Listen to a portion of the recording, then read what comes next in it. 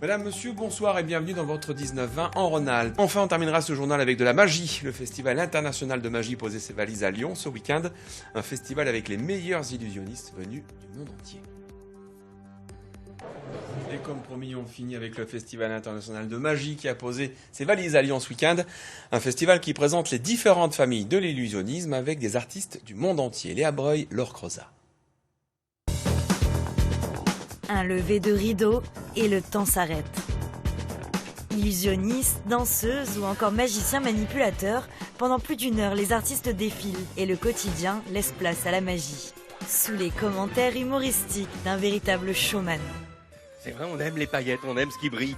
C'est la devise du spectacle. Moins de stress, plus de strass. Cette dizaine d'artistes venus du monde entier cassent les codes de la magie traditionnelle en insérant leur petite touche personnelle. Je pense que tous les magiciens essaient de faire un truc nouveau et frais.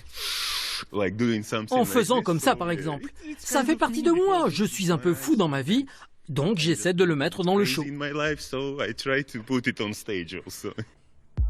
Ou en mélangeant les différents genres, comme cette artiste allemande qui allie danse et illusion.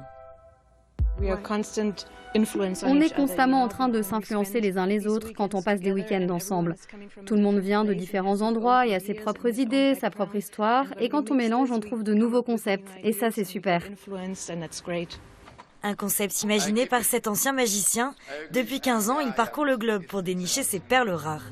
Avec comme principal objectif, lutter contre les clichés. L'idée, c'était de sortir de l'assistante qui est juste bonne à rentrer dans la boîte pour se faire couper en 24, en 50, en 60.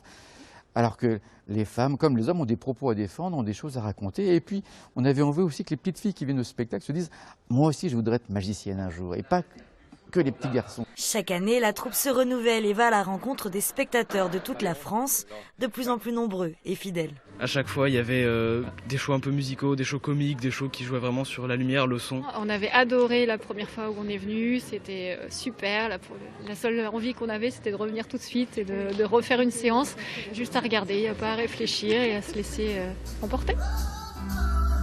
Cette année à Lyon, la Bourse du Travail aura accueilli plus de 2500 passionnés. Ainsi se termine ce journal régional. Merci de votre fidélité tout au long de ce week-end.